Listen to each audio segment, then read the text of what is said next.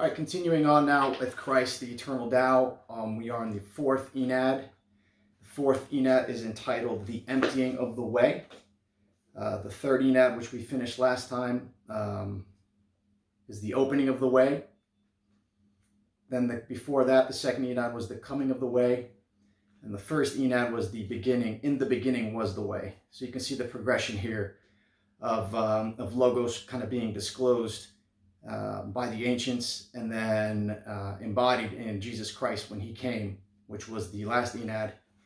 So Ennead, the fourth Ennead is the emptying of the way. That's where we'll begin here. So chapter 28.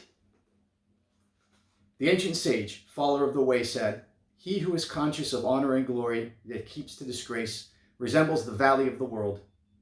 The way entered the city, and the crowd stood on either side of the road, shouting praise and blessings upon him.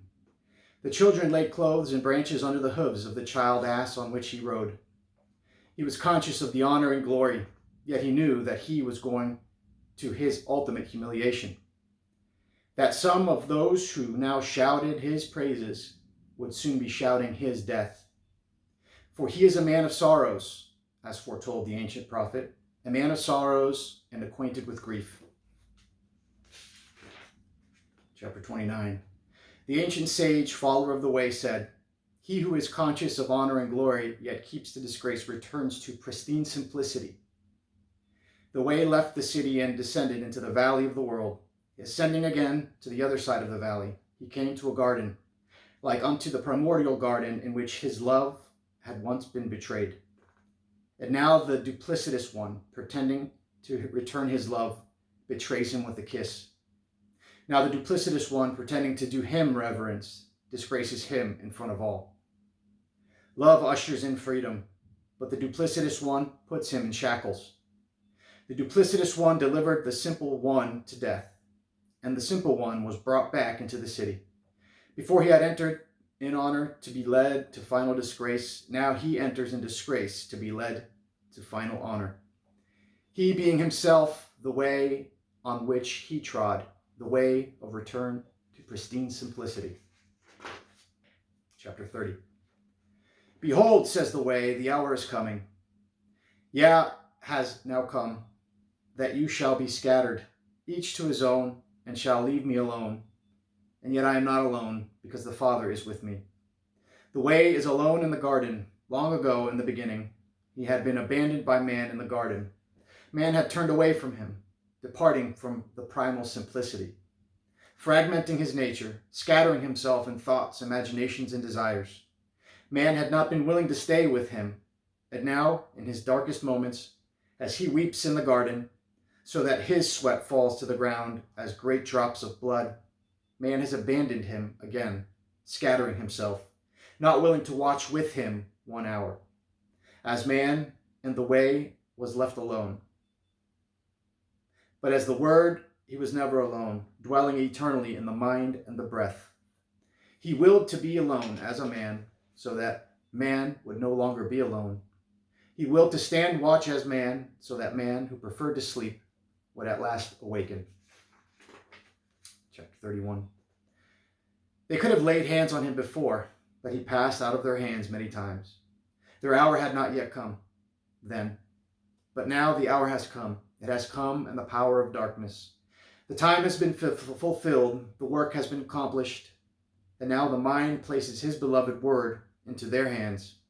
The darkness has no power of itself, except it be given by the Father of the world, of the Word, in his own time.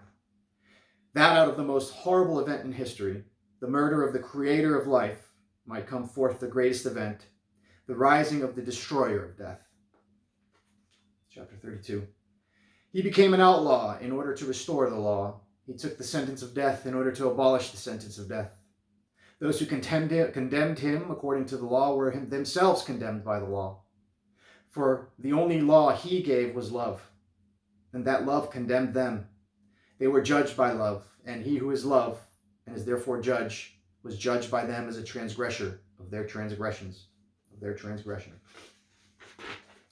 Chapter 33.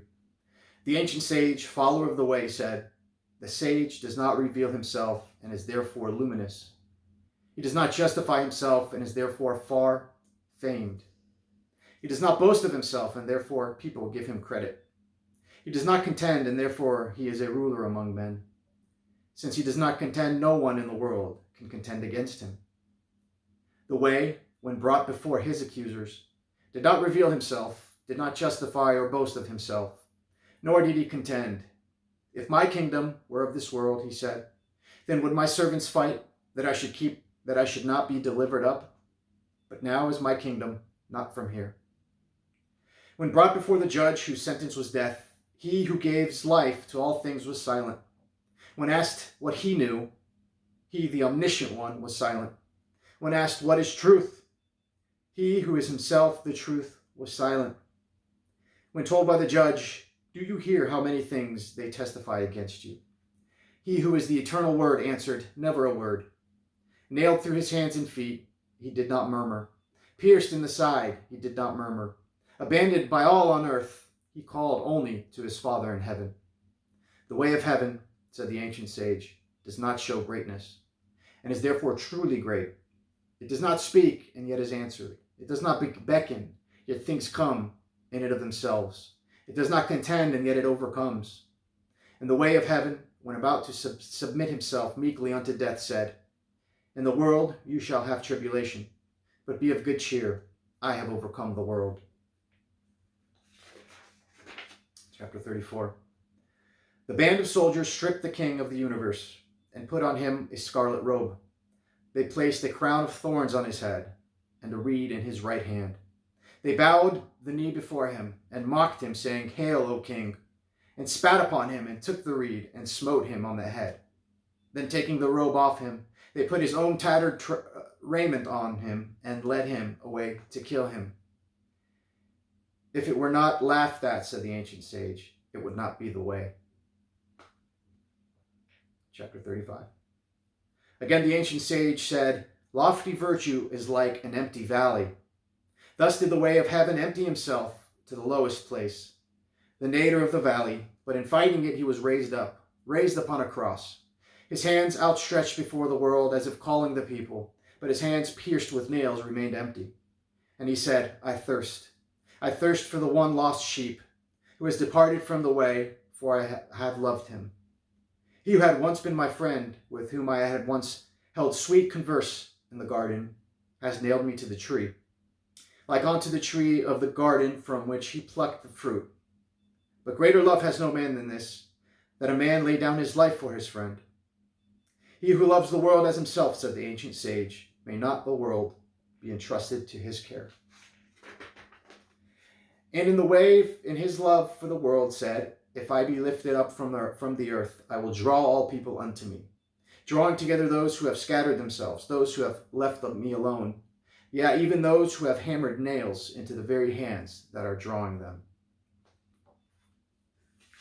Final chapter, chapter 36.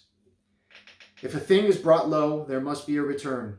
If a thing is raised up, there must also be a return. This is the way of heaven. Therefore the ancient sage, follower of the way, said, the hard and mighty shall be laid low, and the humble and weak shall be exalted. And the way, when he took flesh, said, everyone who exalts himself shall be abased, and he who humbles himself shall be exalted. There must be a return.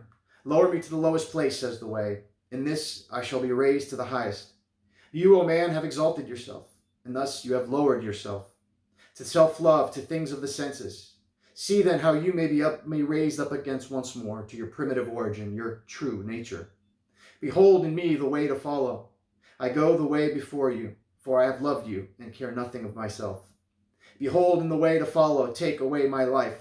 In this I shall not only gain life, but like a seed that falls to the ground and dies, I shall give unending life to all.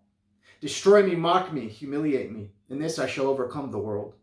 Tear down the temple of my body. I shall raise it again in 3 days. I will be the lowest, the most dishonored, sorrowful, and tortured of all men. That of all men I may be raised up, not for my own glory, but for the glory of him who sent me. And that I may raise up the whole world, which I fashioned with my hands, raising up even you who has cast me down. There must be a return, says the way. There must be resurrection. For how can incorruptible love die with the body, or the source of life be sealed in a tomb? It's the end of the fourth Ennead. The fifth Ennead, which is the way of quenching desire, we will do next time. Thanks for